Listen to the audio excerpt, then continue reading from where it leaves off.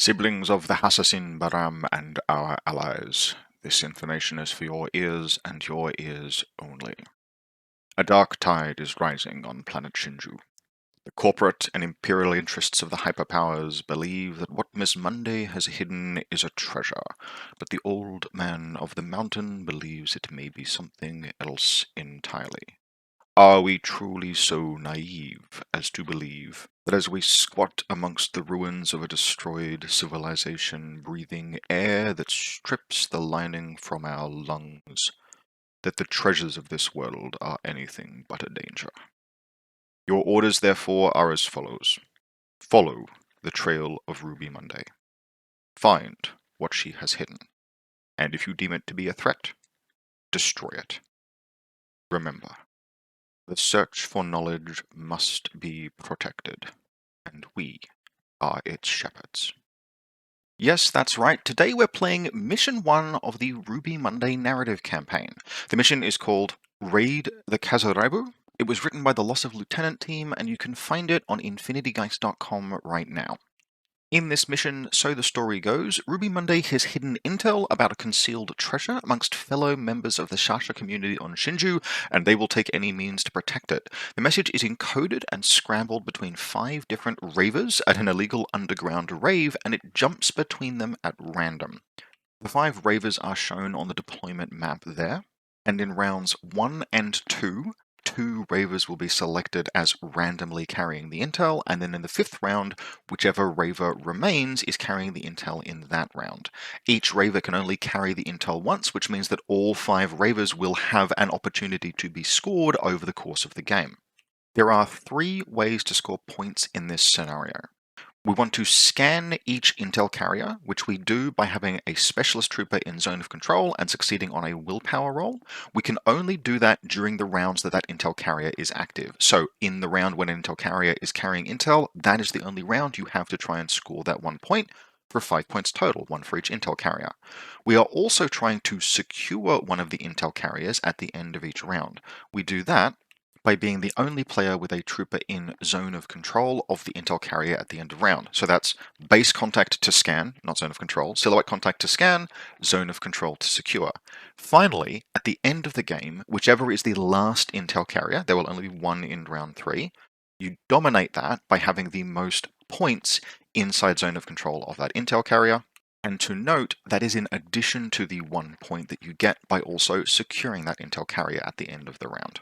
It's 1 point for each scan for 5 points total, 1 point for securing at least one of the available intel carriers at the end of each game round for 1 point total with 3 over the course of the 3 rounds, and then 2 points for dominating the last intel carrier, which can bring you to 10. Now, this is an interesting scenario because that's a lot of variance, and there are other scenario elements that will add more variance as well. What kind of keeps it on an even keel is that ultimately each of these intel carriers can only carry the intel once during the game. So if you have a situation, and we'll see that in this game, where one player gets both of them near their deployment zone right out the gate, yes, that is a tremendous early advantage, but that means that neither of those intel carriers will be the one that you are trying to dominate, for example, at the end of the game. Interestingly, that also produces a dynamic where at the beginning of round 2, you will know where your round 3 objective is. And I think that's kind of easy to miss, because 2 of the intel carriers will have had the intel in round 1, and at the beginning of round 2, you'll know which other 2 intel carriers have picked it up. And so by definition, you know quite early in the game where that last surge has to be. And given there are so many points associated with that final intel carrier, there are 4 points associated with that final intel carrier, 1 for scanning them, 1 for securing them, and 2 for dominating them. That means that the game has this center of gravity that will at some point pull down toward a very specific part of the table. And that, I think, is where probably the luckiest elements of this game emerge. Because if that final intel carrier is accessible to you and not accessible to your opponent, you just have to knuckle down and hold until you can win those last 4 points. In this game, we'd have a little bit of a photo finish with the final intel carrier appearing in the center. But if you're playing this campaign and you're playing Mission 1, definitely keep an eye at the beginning of turn 2 where you need to go in round 3. Now, the last thing in this scenario is that there is an interesting random narrative element. Under the rule, smoke, lasers, and lots of glitter. Before deployment, starting with the player who keeps deployment, each player places 2 permanent eclipse zones on the board, and these will move randomly every round. That's a lot of eclipse. That is 4 eclipse templates moving around the board, which has the potential to cause an enormous amount of line of sight blocking, which personally I find really interesting.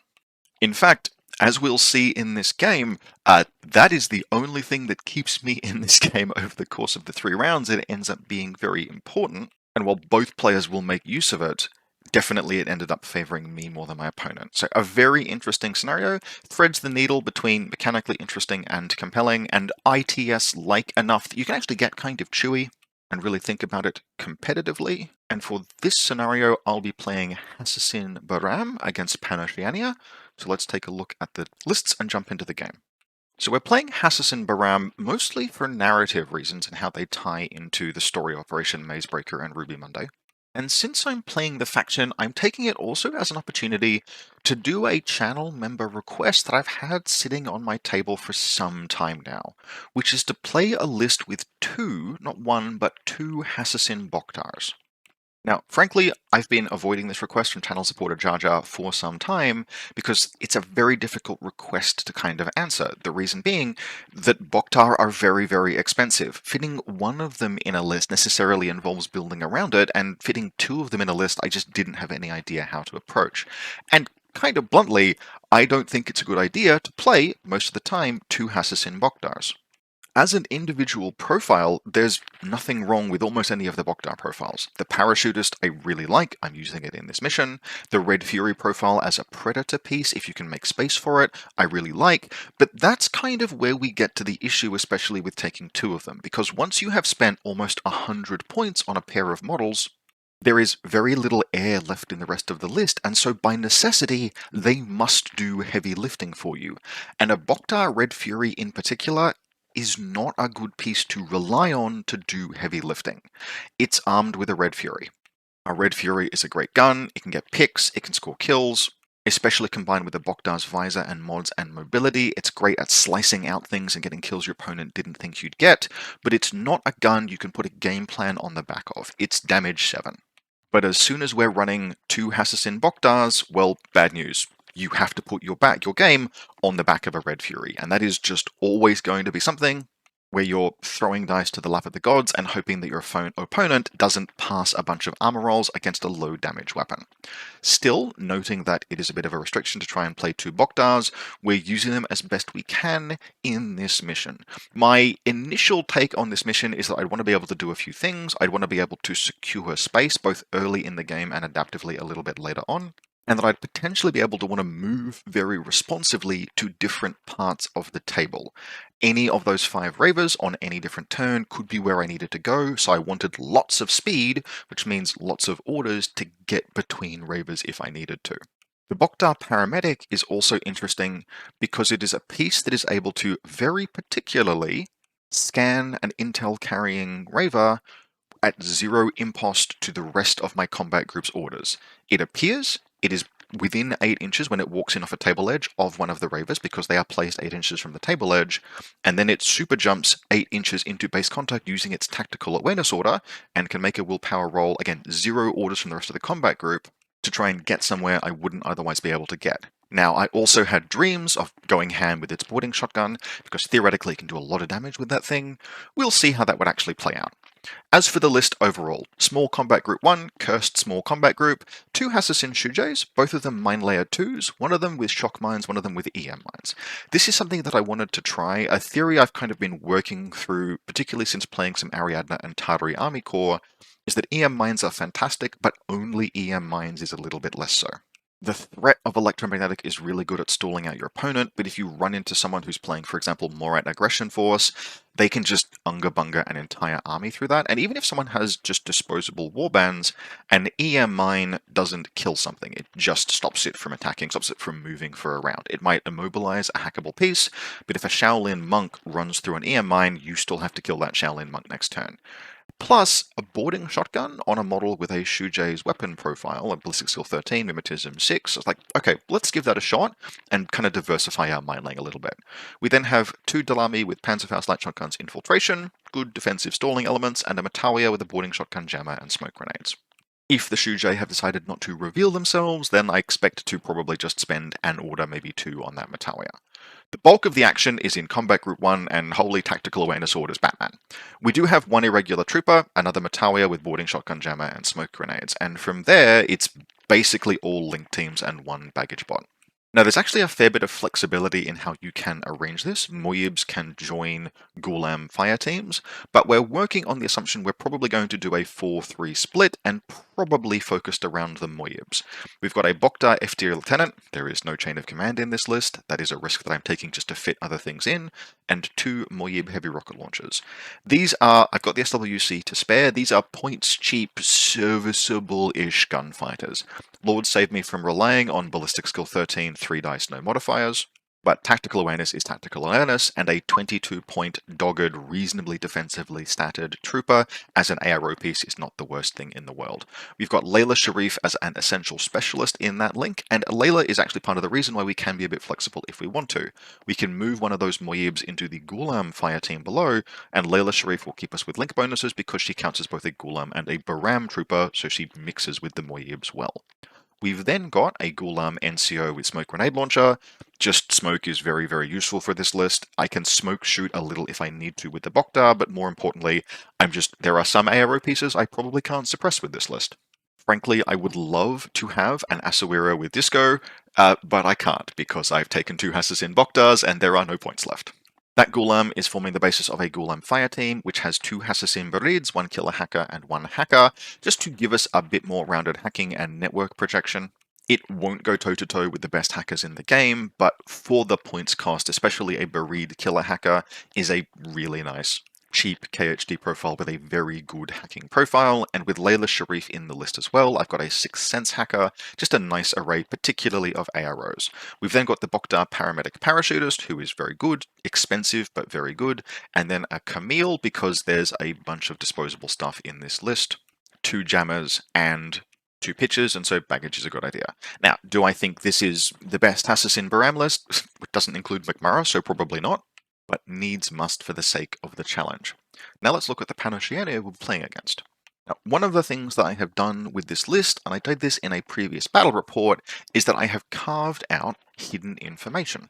I've left the Helot in there because the Helot is relatively face-up and obvious, but otherwise, particularly things that have hidden deployment and airborne, left them out of the list to give you an idea of what I was confronted with at deployment. You'll see what turns up over the course of the game. If you like this as a list showcase approach in battle reports, do let me know. I had some positive feedback with regard to it, but I'd like to hear more what people think. This is Vanilla PanOceania. Oh, and the list name will only make sense after you learn what the hidden deployment is. Anyway, this is Vanilla PanOceania, and it is a list built around combining strategos and hidden elements to really just give you nothing to work against at deployment. It has a magistrate lieutenant, whose, again, sole job is to provide just all of those wonderful lieutenant things. This is probably the best value lieutenant in the entire game. It has Strategos 1 and counterintelligence. It's 19 points, that's fantastic. In Combat Group 1, we're running a Red-Eye Spitfire with grenade launcher and chain rifle, a motorized bounty hunter with boarding shotgun. It would roll up grenades, just FYI, which will be relevant. A Helot as a defensive piece, a Teutonic Knight specialist, and 2 Fennecs, 1 hacker and 1 forward observer. Both just fantastic utility profiles, especially Disco on the Fennec. We've got a Fugazi drone bot and then a Peacemaker mine layer, which is, all in all, a very solid list. Good combat group. Plenty to work with there, although it's relatively lightweight apart from the Red-Eye. Group 2 is 2 bolts, one with MSV and multi-sniper rifle, and one with chain of command, a Sasha, and a war correspondent. This is approximate in terms of these combat groups. I've reconstituted it as best I can, but I do believe this is accurate. Now, that's only 13 troopers and 217 points, and of those 13 troopers, if a command token is spent, only 10 of them will be deployed at the beginning of the game. 2 or 3 pieces can be kept as reserve drops. In this game, it will be the Peacemaker and the Red-Eye, and that just does not leave you with anything to work to. You kind of know where the Bolt team is, and everything else is just like random irregular shitters. And so I very much like this as an approach, a sort of at game beginning, how do we set some interesting preconditions? And my opponent for this game, Kyle, would play this very well. As you might expect, with only 217 points in the list before hidden stuff, there's also some nasty stuff in hidden deployment, which we will have the pleasure of being ambushed by over the course of the game. So this is our table for this mission, and this has been set up with a very intentional eye toward narrative.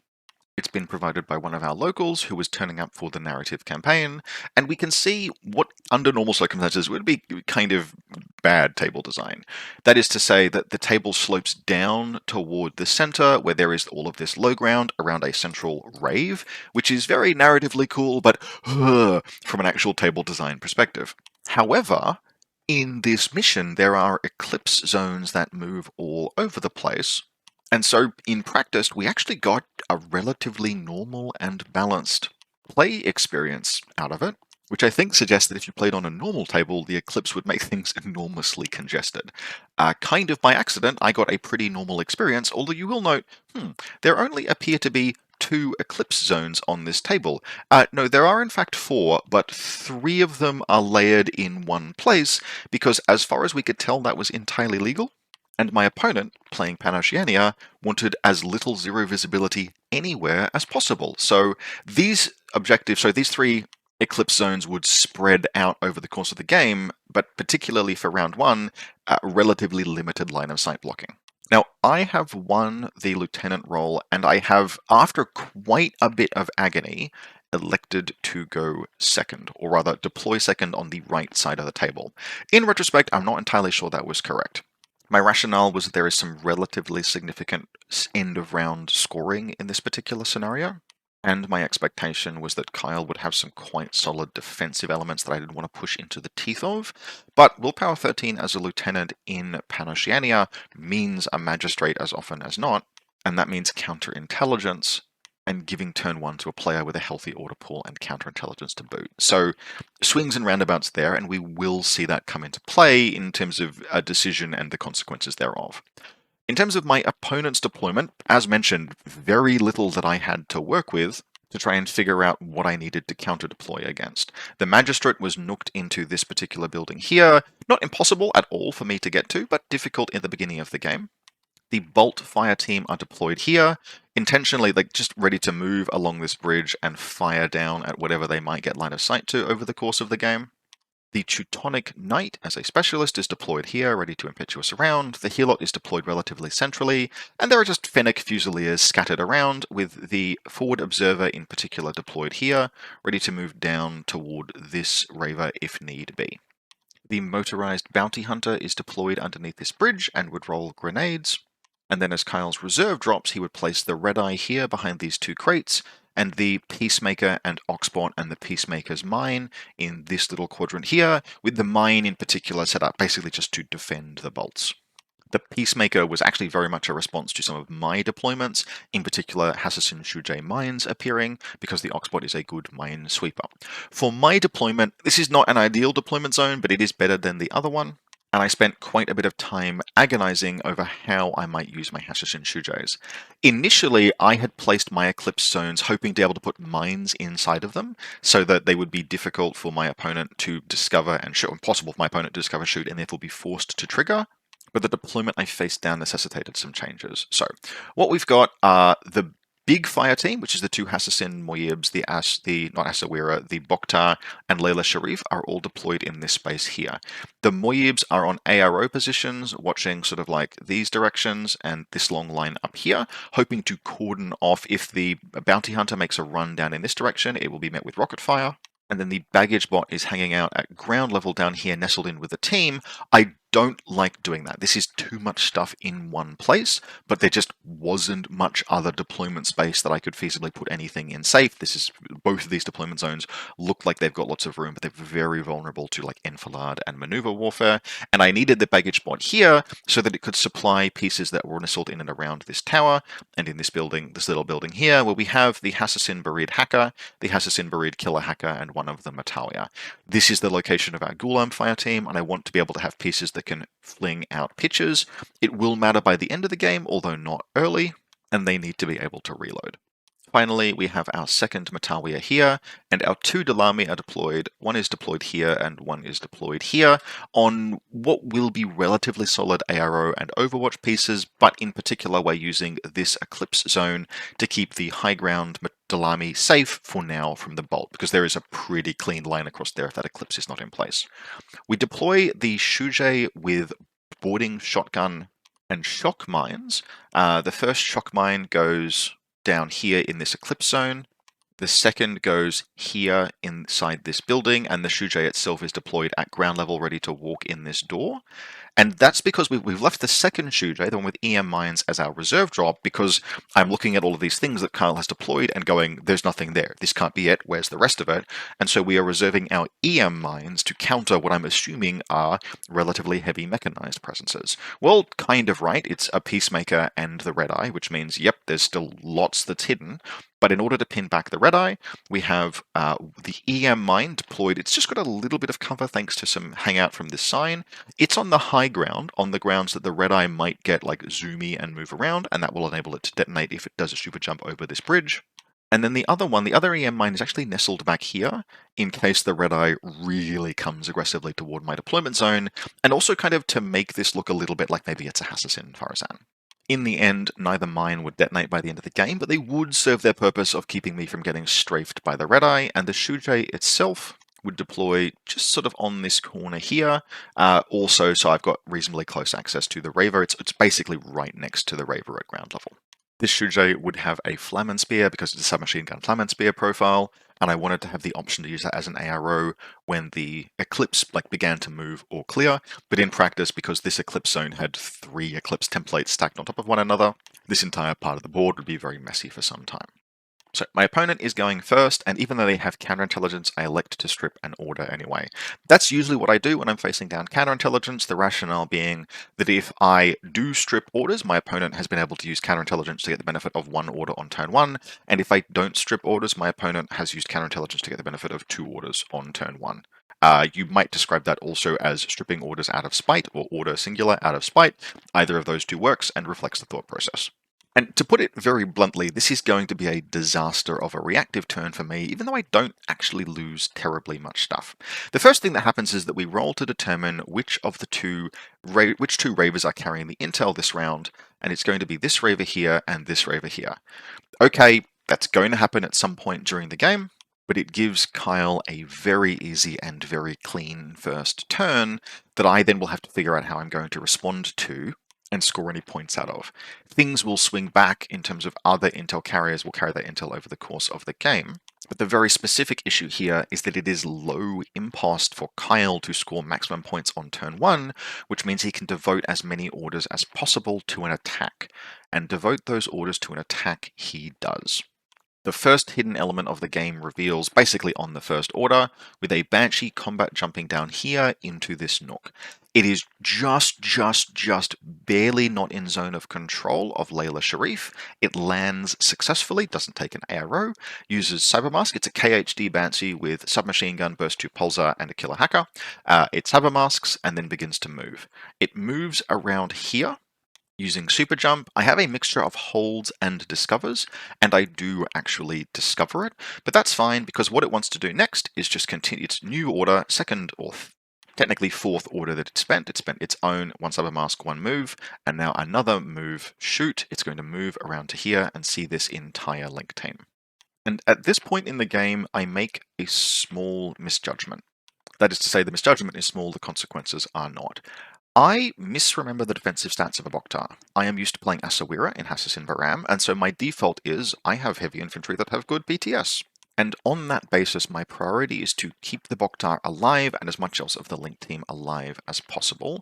And to keep the Bokhtar alive on the assumption I have a good BTS score, I declare ballistic skill attack with the Bokhtar.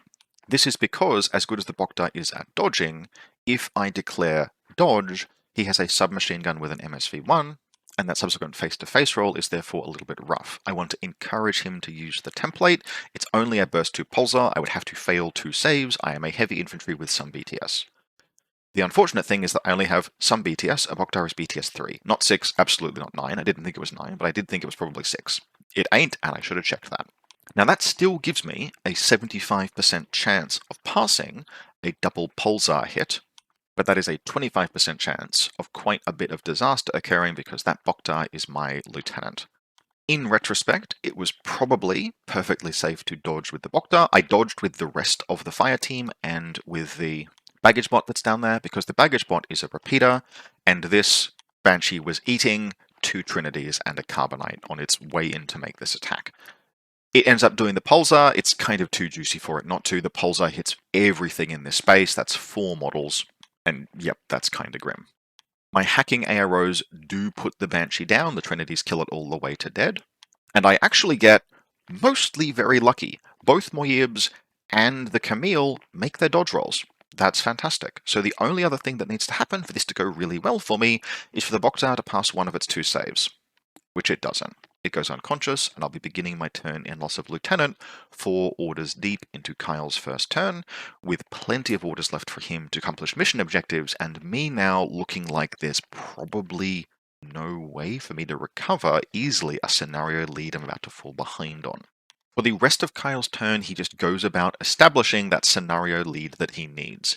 The Peacemaker will push around, it'll basically just sacrifice the Oxbot to detonate both of the Hassassin Bahram mines. That's perfectly okay by Kyle. It's 4 points for effectively more points than that worth of value.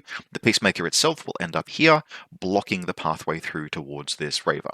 The Teutonic Knight on this flank will move around. It will scan this Raver and then nestle in to secure it, and the Fennec Fusilier Forward Observer will move around. I don't have any aero pieces that are contesting this. There's no Dalami that has line of sight to it thanks to the Eclipse zones necessary to avoid being killed by bolts. And after a couple of orders, it successfully scans this Raver as well. Combat 2 does relatively little. A bolt does try to uncover the mine over here, the camouflage marker, but fails its discover roll, and that's basically fine. That sets Kyle up in a position where he has scored 2 points from scanning, and he is set up to score certainly 1 of the 2 for securing, and more importantly, it's very difficult for me to score secure this round because of the weight of troops Kyle has around these elements. His Sasha is actually deployed up here in zone of control of this HVT. There's just a lot that I would have to kill to clean things up, even if I wasn't in loss of lieutenant. And so that's the stock take at the beginning of this round. How the hell do I push my way through this roll? The good news is that I still have plenty of troops left, and that over the course of the game, I expect to have good access to the other Ravers. I might be able to engineer a turn in which Kyle can't come and contest things. But God, this is a rough way to start a turn, and we're going to have to take some risks. Now, there's a few things that we can do cleanly. One of them is that this marker, this Dalami up here, is going to move up and around here and then around here. It's not going to get discovered. I think it will move through line of sight of at least something, possibly this. It'll move through line of sight of this bolt over here. The bolt will take a discover roll, but I have to move. I don't have the orders to be like, ha ha ha ha, Panzerfaust, because I need to get in zone of control of this Raver over here, just to prevent Kyle from securing it. You can prevent securing just with troopers. It's a relatively broad term, and the troopers does include models under a marker state. So, okay, that's that one at least contested for now. We also really want to contest the other one, and we've only got a couple of troops that might feasibly do that. But we're going to really see if we can't get something good out of this turn. So, I want to bring the Bokhtar in, and that means clearing the way. The Hassassin Bahram, who has the boarding shotgun, will reveal. It will walk out and face down this Peacemaker. I am surprising it. I am in cover. It is out of cover. I fire my shotgun, 2 dice on 19s, and it's like, yep, sure, no problem, buddy, have a pulsar. Shuja is BTS 3, so this is a coin flip to survive, but I fail the roll and it goes unconscious. Womp womp, that sucks. But I do put the Peacemaker down at least. I need to put the Peacemaker down because it's a repeater and I want to bring a Bokhtar in. The Bokhtar appears and it walks on here. I'm just deploying it so that there's a little bit of ground level cover between it and the Helot. In retrospect, we actually think there may have been a line and Kyle just did an ARO, but that's kind of irrelevant because something else does appear. A model that is on the high ground, a Swiss Guard there. Well, I knew there was one of those around there somewhere. There's the penny dropped. Realistically, there was nowhere that I could have bought the Bokhtar on that wasn't in a line of fire of the red eye without also being in zone of control of line of fire of that Swiss Guard, and so I'm taking my lumps here. This is a part where I get lucky. The distance on this is actually very far, and missile launchers do have a bad range band. We are fighting at like 44 inches here, and I have mimetism. That's -6 for the Swiss Guard, it means he's on 9s to hit. Good chance of landing a hit with a special die, but he misses.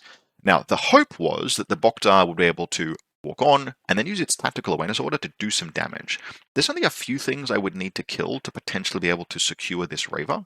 But that is entirely contingent on not getting blown up by a Swiss Guard, and as soon as that thing reveals, it's like, nope, Ollie Ollie Oxenfree, we are not moving any further.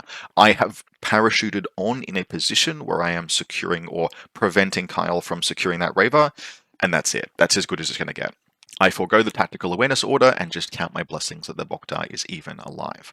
Now, with the Swiss Guard revealed, I have seen 15 things, which means that I know there's nothing else that's hidden or about to turn up, and so we'll take a few more orders and we'll spend some very precious command tokens just to move this fire team around. We are going to call in a speedball and reconstitute the Bokhtar. The irregular order of the Camille baggage bot will be the one that does that, and then we're going to take the irregular, and tactical awareness orders of the Moyib. We're going to move around a little bit, and we're going to get a kill, and this is relatively lucky. We're going to fire the 2 dice at good range, avoiding the Swiss Guard using the terrain that's in the way there. We're going to put down the Teutonic Knight.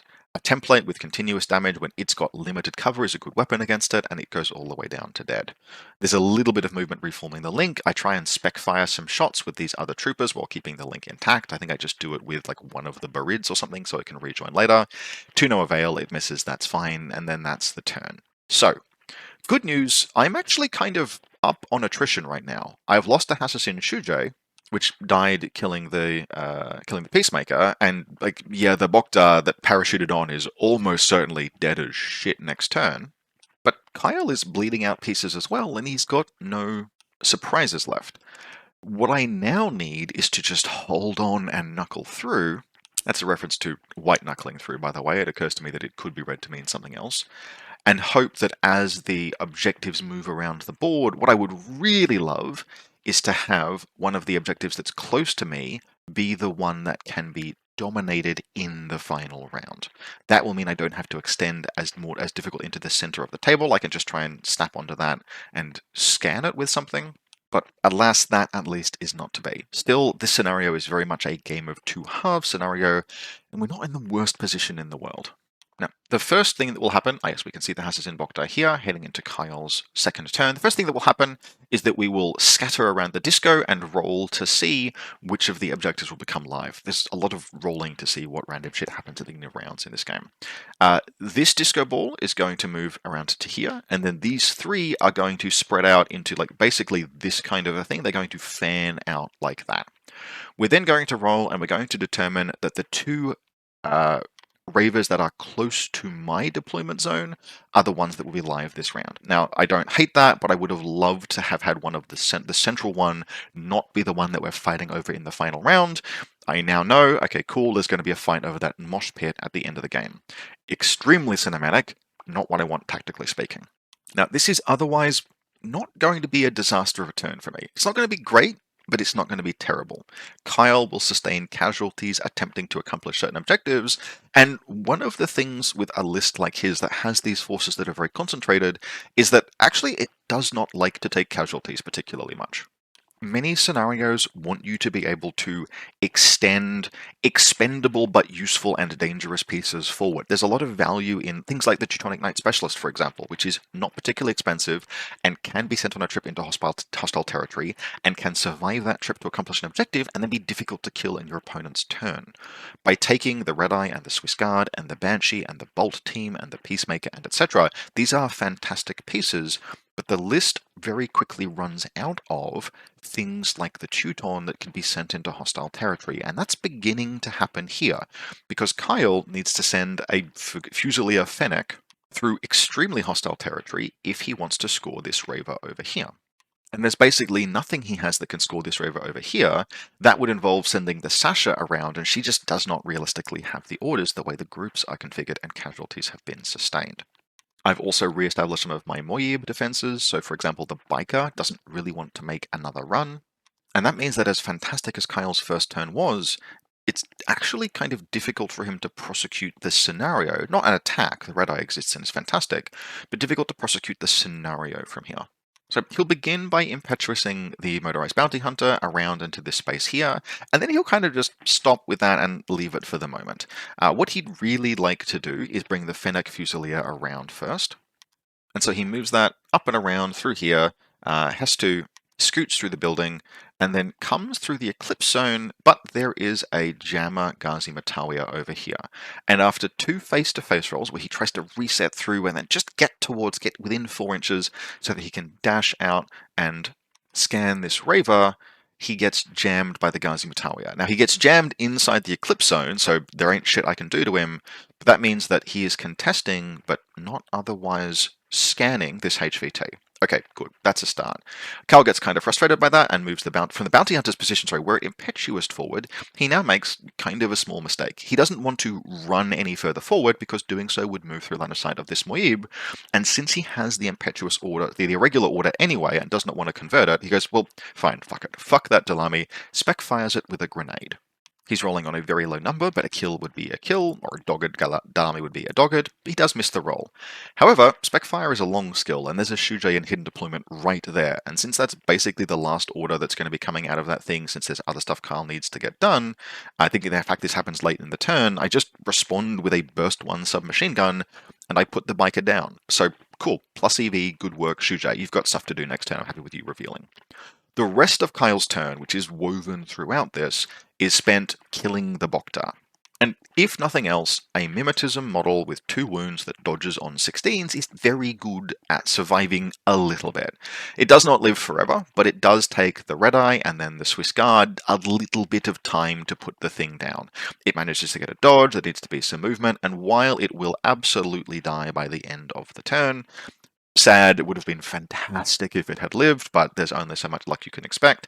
It does suck a bit of the oxygen out of Kyle's turn otherwise. And that means that at the end of his turn, while, as expected, the Bokhtar is absolutely dead as shit, he's down a trooper as well. He's lost the bounty hunter. And the Fennec Fusilier is isolated, and he's made no other forward progress on the scenario, which means that recovering and even potentially taking a lead is within possibility, because remember, I was able to stop Kyle from scoring a point for securing any of the Ravers last turn. So as we head into my second turn, we can see, okay, cool, I've got some space to breathe now. And this is where one of the problems with my list emerges, which is that I have all of these orders in this fire team, and like, I don't really even want to do anything with that fire team in particular, because its primary gun is a Bokhtar, and a Bokhtar can't fight a Swiss Guard, and it can't fight a Bolt at that range. So, cool, 3 tactical awareness orders, I guess, question mark, question mark, question mark. Now, what I can do is use them to move a very long way, set up in a subsequent turn to defend a piece of table that I know will be important, the center, and along the way deliver Layla Sharif to somewhere important. So this has to be done kind of carefully because I need to get Layla Sharif into the team, move her, and then have her leave the team because my command tokens are low at this point. I think I have 1 command token left that I do not want to spend. I might even have 0 at this point. I reform the link during this turn. But we are able to make this happen. So, what will happen over the course of this turn is that there'll be some finagling around and some smoke and some movement, but we will get Layla Sharif into a position where he can Cybermask, and then Cybermask, she can sneak past the Bolt and the Swiss, because there's no other way around that. I can't use regular smoke, the Bolt has too good of a line in this direction down here, and so Cybermask is the only thing that will get me past. She gets around, she knocks into this position here, and she scans the Raver. Cool. There are, oh, by the way, you might see a dead Dalami up there. Yeah, it's dead because the Swiss Guard saw it and killed it. It got discovered by the Sasha, such is life. That's going to secure this Raver, and that's the first of those points that is scored this game. Now, I would not realistically be able to score you don't get extra points for scoring extra Ravers, it's just 1 Raver per round that you score for securing. I wouldn't really be able to do anything about this one anyway, because there is still a Fennec in Eclipse, and I don't have the CC in this list to go after it. I do end up running the Matawiya into close combat with it, which is kind of funny. That's just to stop it from getting fresh and firing disco balls next turn. The Shujay over here is going to be able to scan this objective, this Raver, and so I have 2 Ravers scanned. That equals the 2 that Kyle got on round 1, but I will get 1 point at the end of this round for securing. Everything else is just spent laying smoke, trying and failing to lay pitches, including a Barid that stands up in this tower just barely to avoid both the Bolt and the Swiss and try and lay a pitcher down here, which will fail, but it will be relevant next turn. And then all of the spare tactical awareness orders basically being spent running this fire team all the way over here to set up in this position to overwatch the central area and let the Bokhtar take like 1.5 face-to-face rolls against the Red Eye. It will be okay. I do 1 wound to the Red Eye. That 1 wound actually ends up being kind of important, and then the Bokhtar pulls back. That is one of the traps of like the tactical awareness order fire team, where you're like, well, I have to use them. I have to use them. The tactical orders awareness can't be spent otherwise. And so you have all of this sound and fury and movement across the table for 1 wound to something, when in fact all of the value of this turn was accomplished by pieces who were mostly already in position to do the work. Kind of funny, such is life. Regardless, at the end of this round, I'm going to score 1 point from securing and then the 2 points for the Ravers, which puts the score at 3-2 going into the final round.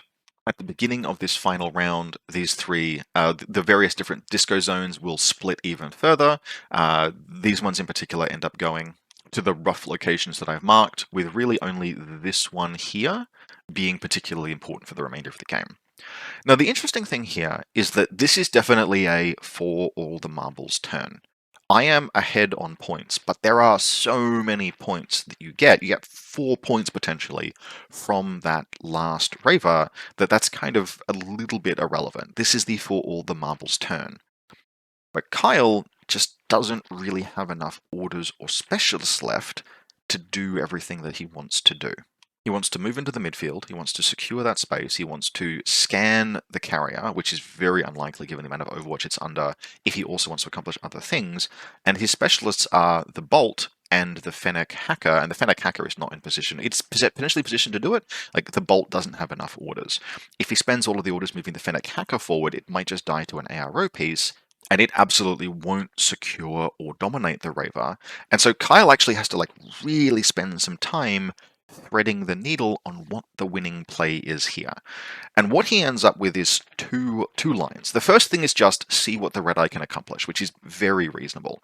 It's going to zip and zoom out, it will take a face-to-face roll, it will end up engaging the 2 Hassassin Moibs that are on ARO over here. And while it will put one of them all the way to dead, it will crash and burn engaging the other. Didn't cost a lot of orders, did kill 1 piece, it was wounded already. That concludes the adventures of the Red Eye. From there, after a bunch of thinking, the line that Kyle comes to is the most points he can score are for dominating the central Raver, and if he dominates the central Raver, by definition, he at least stops me from securing. That potentially represents a win or a draw, and that means it's the Swiss Guard's time to muscle up. The Swiss Guard is hanging out over here in the corner. It's going to jump down and it's going to spend all of the remaining orders moving around to this position here, with the Helot using its few remaining orders to move up and support it.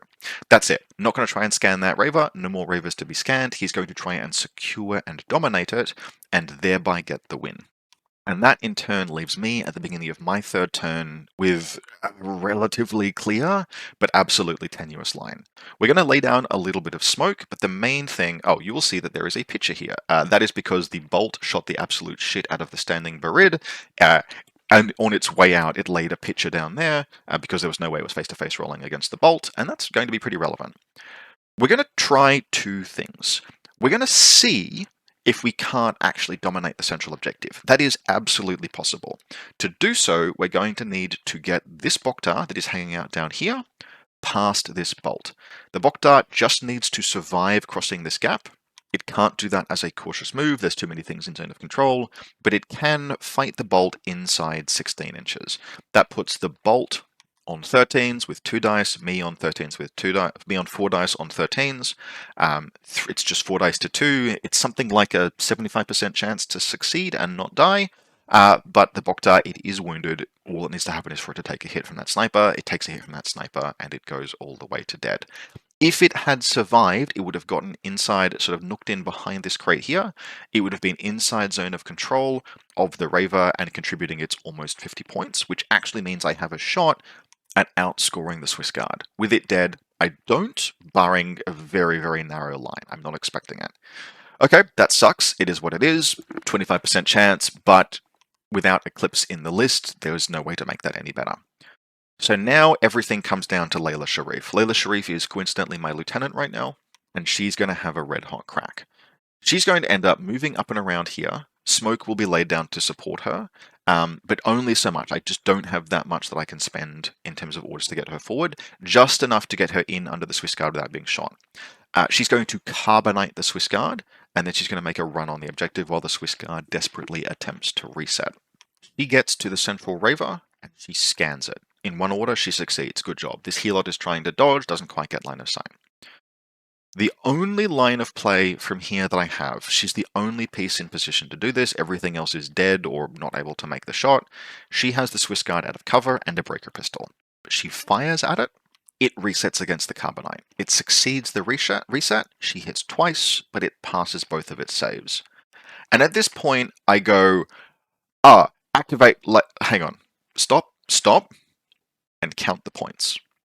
Right now, while she's alive, she is stopping Kyle from contesting the central, from securing the contested central zone. He is absolutely dominating it. There is a Swiss Guard there, but he is not securing it because she is alive and in its zone of control. As a reminder, right now, Kyle has scored 2 points for scanning Ravers and will score 2 points for dominating, which means 4. I have scored 3 points for scanning Ravers, 1 point for securing a Raver in round 2, which is 4. If Layla Sharif dies, Kyle will not just get the 2 points for dominating, he will also get the 1 point for securing this HVT. And so, with the Swiss Guard having successfully reset, I call time. No further movements, no further orders, no further anything. We are not taking any risks. As good as I am going to get this, and frankly, which I'm happy with after that disaster of a first turn and then the Bokhtar dying in round 3, I'm going to take that as a draw. And so that ends the game there. Rather than risk a very high chance of Layla dying in a face-to-face roll with the Swiss Guard and therefore losing me the game, I'll take the draw in this particular case, ending the game for all. And so that wraps up Ruby Monday Mission 1. This was actually really high stakes for a narrative campaign. Both Kyle and I were playing very well. Kyle is prepping for an event. I wanted to rep my Hassassins. So we were both in the tank for some time, but very well played by him. Very enjoyable and very interesting. The scenario, I definitely think, has slightly too many random elements to be like playable as an ITS scenario, but actually only slightly. You could very easily jig this to a point where, not actually 100% this works as a tournament scenario.